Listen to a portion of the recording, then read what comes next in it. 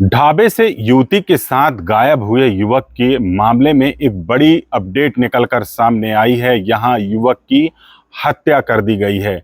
आदाब, नमस्कार। आप देख रहे हैं एचके न्यूज़ और एचके न्यूज़ में खबर है मध्य प्रदेश के सिवनी के छपारा से। छपारा का रहने वाला सृजन साहू 25 अक्टूबर को अपने ससुराल यानी पत्नी के मायके उसे छोड़ने गया था। इसी दौरान वो जब वापस हो रहा था, करीब दोपहर 1:20 के आसपास वो उस हाईवे रोड के किनारे का एक मशहूर चर्चित ढाबा में रुका और इसके बाद एक कार आकर रुकी और कार में एक युवती और कुछ लोग सवार थे। युवती ने युवक को, सृजन साहू को बुलाया और अपने साथ लेकर चले गए। इसके बाद से वो लगातार लापता हो गया था, गुम हो गया था। इस घटना की फिर मुगवानी थाना में गुमशुदगी की रिपोर्ट दर्ज कराई थी। इसी मामले को लेकर यहां पर पुलिस सरगर्मी से तेज कर रही थी। अब इस पूरे मामले का नरसिंहपुर पुलिस, मुगवानी पुलिस ने हत्या के मामले का खुलासा किया है।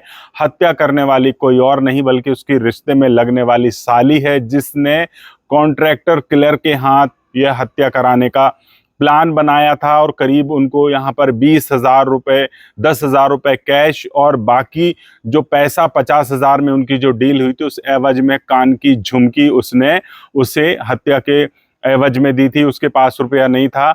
यह उससे पीछा छुड़ाना चाहती थी। इसी बात को लेकर उसने इसकी हत्या कराई थी। इस मामले का लेकर यहाँ के जो एसपी हैं नरसिंहपुर के, वो पूरा खुलासा करते हुए यहाँ पर जानकारी दे रहे हैं। सुनिए आप भी, अंत में वह वीडियो भी सुनिएगा जो उसकी साली थी जिसने हत्या कराया था, उसका भी यहाँ पर बयान सामने आया है। वो किस तरीके से बता रही है इस हत्याकांड को अंजाम देने के लिए, कैसा उसने प्लान बनाया था, वह भी वीडियो के अंत में जरूर देखिएगा। जुड़े रहिए तमाम खबरों के लिए एचके न्यूज़ के साथ। मंगवानी थाने पर गुम इंसान की सूचना मिली थी और उस पर गुम इंसान दर्ज करके गुम इंसान को पताड़ने के लिए हमने टीम लगाई थी।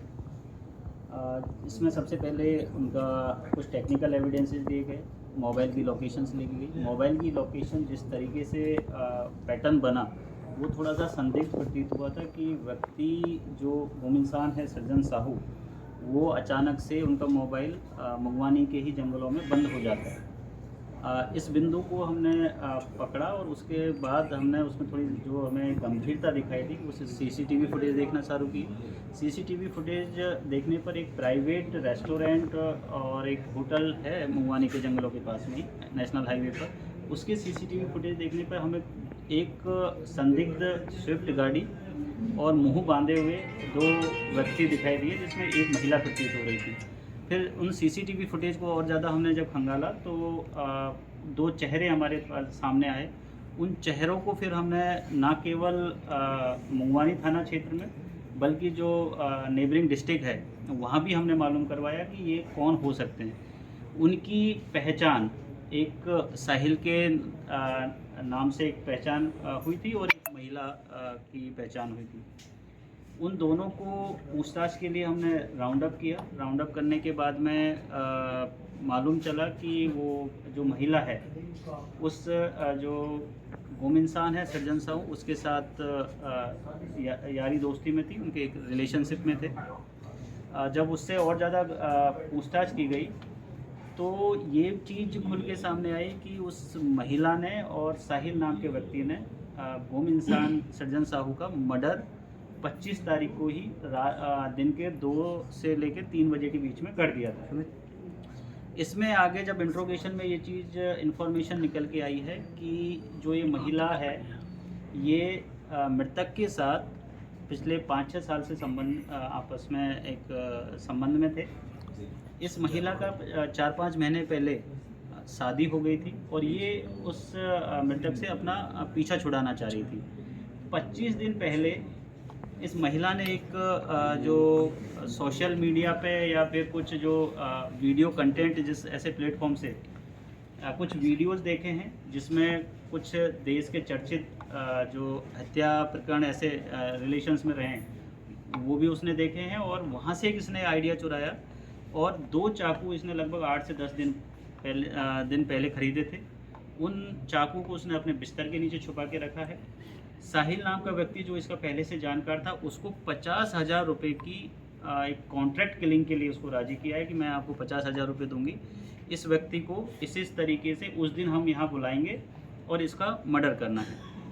25 तारीख को ये महिला अपने मायके बरहटा में भाई दूज मनाने आई है और जो मृतक है अपनी पत्नी को लेके अपने ससुराल में आया था। और इनका आपस में क्या संबंध है? दो महिलाओं का ये दोनों महिलाएं आपस में गांव की हैं और कजिन सिस्टर्स हैं। इसमें फिर तय प्लान के तहत वो महिला ने उसको एक प्राइवेट रेस्टोरेंट पे बुलाया है। रेस्टोरेंट में के बाद में कि चलो कहीं घूम के आते हैं, और ये मेरे जानकार हैं। तो तीनों महिला, साहिल नाम का व्यक्ति और एक नाबालिग लड़का जिसकी उम्र लगभग 17 साल है, ये तीनों स्विफ्ट डिजायर गाड़ी से घूमने निकले हैं। अचानक से गाड़ी उन्होंने मुंगवानी के जंगलों में घुसा ड्राइव कर दी है। तो मृतक ने पूछा कि हम यहाँ क्यों जा रहे हैं, तो साहिल नाम के व्यक्ति ने उसको बताया कि हमको एक और साथी को पिक करना है, इसलिए हम इस तरफ जा रहे हैं। अचानक से फिर साहिल गाड़ी को रोके साहिल नाम के व्यक्ति ने बोला कि नहीं अब मैं थक गया हूँ, गाड़ी आप चलाइए। और जैसे ही सर्जन साहू मृतक ड्राइविंग सीट पर बैठा है, पहले से प्लानिंग के तहत महिला ने दोनों चाकू अपने पॉकेट से निकाले हैं और एक साहिल को दिया है और एक खुद के हाथ में। और महिला ने पहले गर्दन पे वार किया है, जिससे व्यक्ति काफ़ी मतलब ऐसी स्थिति में आ गया था कि वो उनसे स्ट्रगल नहीं कर सकता था। और साहिल ने मल्टीपल स्टेबिंग उसमें की है। जब महिला से चाकू लेके फिर जो नाबालिग आरोपी है उसने भी 4 बार उस पर वार किए हैं। और दिन के लगभग बिल्कुल 2:30 से 3 बजे के बीच में इन्होंने उस गाड़ी में ही मर्डर करके बॉडी को पास ही के जंगल में थोड़ा सा लगभग 100 मीटर दूर ले जाके उसको डंप किया है और बहुत सारे पत्थर इकट्ठा करके उसके ऊपर पूरी तरीके से बॉडी को ढकने की कोशिश की है। ये सारी उसके बाद ये लोग वहाँ से उसका मोबाइल लेके गए हैं, हाईवे पर सिम फेंकी है। मोबाइल को सेठ नदी के किनारे बगल में एक पानी के पॉन्ड में मोबाइल को डंप किया है। फिर गाड़ी को धुआ मतलब जो ब्लड है उसको साफ किया है और फिर अपने घर जाके सो गए हैं। तो पूरे ही प्रकरण में कल इवनिंग में हमने इन लोगों को पिक किया, इंट्रोगेट किया और महिला के द्वारा बार बार बहुत सारी स्टोरियाँ बनाई जा रही थी। और एक पॉइंट पे तो उसने मृतक की पत्नी के ऊपर ही आरोप लगा दिया था कि उसी ने ही सुपारी दी है। लेकिन एसडीओपी साहब रात भर लगे रहे, हमारे जो एडिशनल साहब हैं इन्होंने लगातार रात में मॉनिटरिंग किया और 3 टीम लगभग 15 से 16 लोगों ने रात भर मुंगवानी के जंगलों में बॉन फायर करके 3 टीम बना के लगातार सर्चिंग की और सुबह 6 बजे हमें वो स्पॉट मिला है जहाँ पर बॉडी डंप थी। तो प्रॉपर इसमें हमने एफएसएल अधिकारी को बुलाया है, उनकी देखरेख में पूरा जो मौके की कार्रवाई वो हुई है। और सबसे महत्वपूर्ण बिंदु जो इसमें हथियार जो प्रयुक्त हुआ था चाकू, उसको हमारा डॉग स्क्वाड ने आइडेंटिफाई किया है। मतलब डॉग स्क्वाड को जैसे ही हमने लेके गए तो वो चाकू तक हमें लेके गया जो घटना में प्रयुक्त हुआ है। तो दोनों चाकू, रक्त रंजित कपड़े, घटना में प्रयुक्त गाड़ी, ये सभी हमें इसमें जब्त हो गए हैं। महिला ने 10,000 रुपये कैश दिए थे जो कॉन्ट्रैक्ट किलर्स हैं उनको, और जब दूसरी किस्त काम होने के बाद मांगी, मर्डर होने के बाद में जब दूसरी किस्त मांगी तो 20,000 की एवज में या 30,000 की एवज में उसने अपने सोने के जो कानों में पहनने वाले टॉप्स हैं वो उसको दिए। तो ये सारी प्रक्रिया अभी आज उनको गिरफ्तार करके माननीय न्यायालय के सामने पेश करेंगे। फिर पुलिस रिमांड लेके और भी इसके जो पहलू हैं उनको हम इन्वेस्टिगेट करेंगे और खंगालने की कोशिश करेंगे। सर, महिला ने क्यों आखिर इस घटना को अंजाम दिया? महिला, जैसा मैंने बताया कि रिलेशनशिप में थे, इलिसिट रिलेशनशिप में थे। 4-5 महीने पहले उसकी कहीं शादी हो गई थी और जो हमें मालूम चला है कि महिला वहाँ से भी परेशान कर रही थी अपने पति को, इससे मृतक से अपना पीछा छुड़ाना चाह रही थी, इसलिए ही उसने 25 दिन पहले पूरा षड्यंत्र रचा था। जलसा गए थे, जलसा में हम उतार हो गए आगे। नहीं देख लेंगे।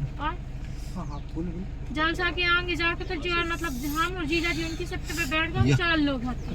तो ये हत्या की प्लानिंग तब की थी आपने? मतलब लगभग 20-25 दिन पहले की थी। आइडिया कहाँ से आया था? आइडिया कैसे आया था? वो आइडिया ऐसे दिमाग में आ गया तो मोबाइल में रील्स वगैरह देखा थी तो आ गया। कौन सी रील ने प्रेरित किया था?